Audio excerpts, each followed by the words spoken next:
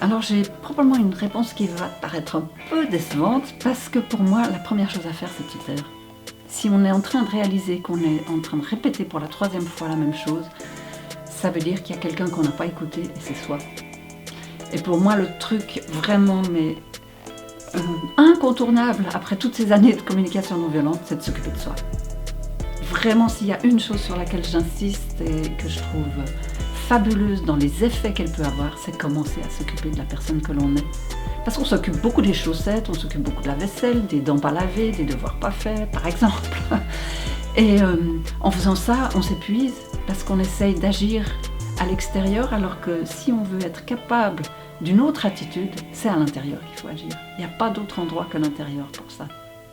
Donc la première chose que je ferais, j'essayerais, et je sais que c'est difficile, alors ça je suis consciente que c'est un gros travail, mais j'essaierais de me dire, pouf, qu'est-ce qui fait que ça m'énervait tellement cette histoire de chaussettes? Qu'est-ce qui fait que je me sens tellement à cran?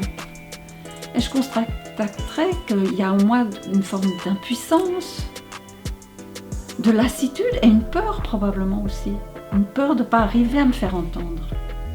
Une peur que mes besoins à moi ne soient pas importants pour autrui. Que personne ne soit attentif comme j'en rêve, comme je le voudrais, à mon bien-être.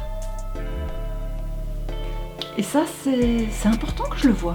C'est important que je vois que ces doutes m'habitent, que ce découragement m'habite, qu'il y a quelque chose en moi qui est à ce point-là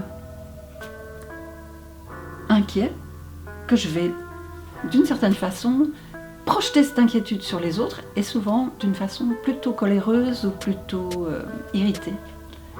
Donc il y a une personne dont je vais essayer de m'occuper d'abord, c'est moi.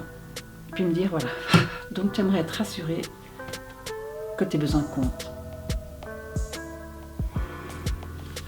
Rien que ça détend quelque chose à l'intérieur. À partir de là, je peux faire 2 choses. Je peux aller ramasser les chaussettes moi-même, parce qu'après tout, je m'occupe moi de moi avec bienveillance. Et puis j'épargne mon conjoint, parce qu'après tout, pourquoi encore devrait-il vivre à ma façon? Qui a décidé que ma façon était la seule juste au monde? Ou bien je peux essayer de lui parler, si vraiment je tiens à ce qu'on trouve une entente pour l'histoire des chaussettes. Alors je peux essayer de lui parler, mais depuis un lieu intérieur qui sera différent. C'est un lieu où, comment dire, il n'y aura plus d'animosité à son égard. Et si possible, moi j'y mettrais même une touche de joie ou de, comment dire, d'humour. Je lui dirais, oh, chérie, est-ce que tu sais une façon dont tu pourrais me rendre la vie plus belle? Juste à la seconde. Et elle n'est pas tellement compliquée, elle te prendrait peut-être 30 secondes.